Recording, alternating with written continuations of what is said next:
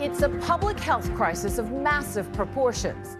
You've probably heard about the water crisis in Flint, Michigan. It's possible every single person living in Flint may have been exposed to lead through the city's contaminated water supply. The state knew about it and did nothing. Of the water supply in Flint, Michigan has sparked outrage across the country.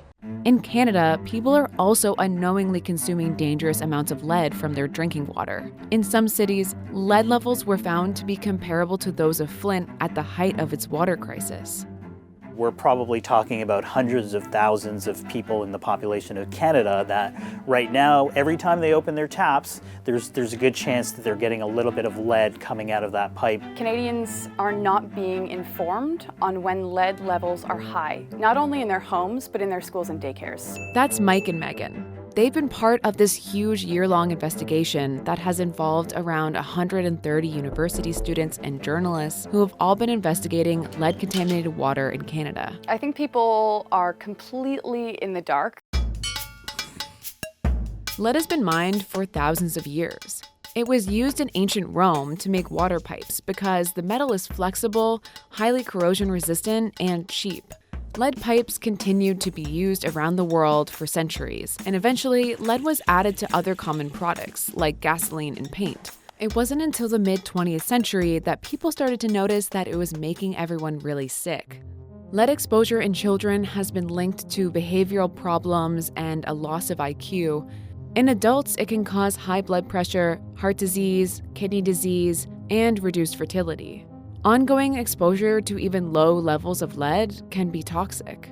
I would say up until the 1970s, a lot of our major cities were still using lead pipes and putting them into the ground. In the 1970s, we started banning lead, which is why there has been a steady decline in lead blood levels since. Lead is one that I think a lot of people thought was a solved problem, but it's not.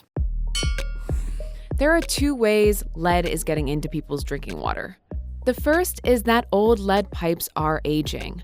Water is naturally corrosive and causes pipes to break down over time, allowing lead to seep into people's water. They were largely used not as part of the city's main distribution network, but rather the portion of the lines that connect the water mains to the properties. You might live in an old home and you may have replaced your pipes, but it doesn't mean that you're free and in the clear unless the city has replaced their portion of the lead service line too. You know, one of the people we interviewed said, just imagine drinking your water with a 30-foot lead straw. The second way is through acidic source water, which is any water that has a pH level below 7. It can cause lead to leach into the water from either pipes containing lead or lead soldering. Lead is measured in parts per billion. Health Canada's guideline for acceptable lead levels in drinking water is 5 parts per billion. But both Health Canada and the World Health Organization agree that there is no safe level of lead. And the way some cities are testing for lead is problematic too.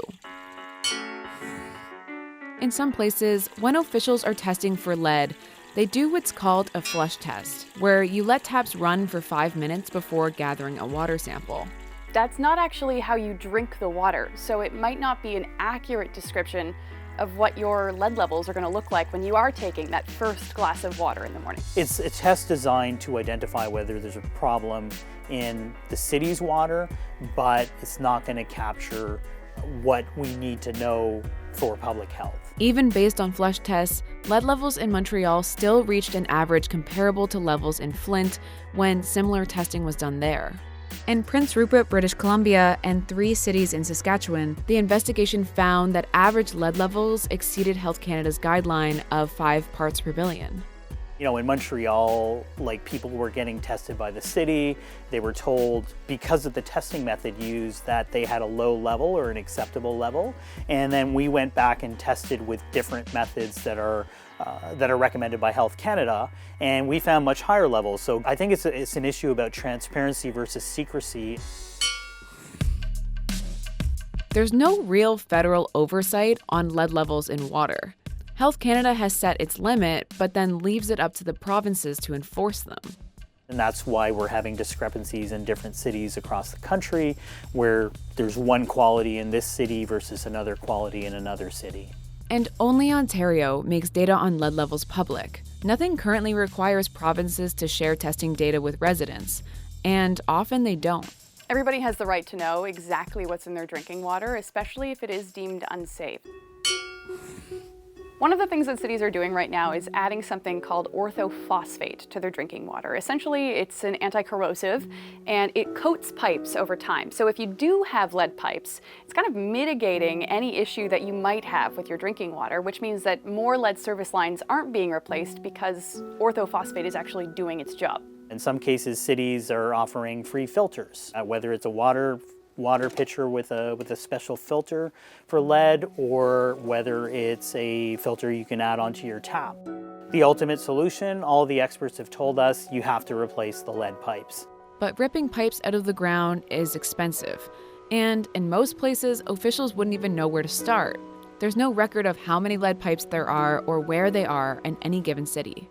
It is costly. It's going to cost homeowners that do this thousands of dollars that they have to shell out of their own pocket to replace their own side of the service line. And the same for the city. The city of Montreal just announced that its total cost, its estimate for replacing its side of lead service lines is now in the neighborhood of $500 million.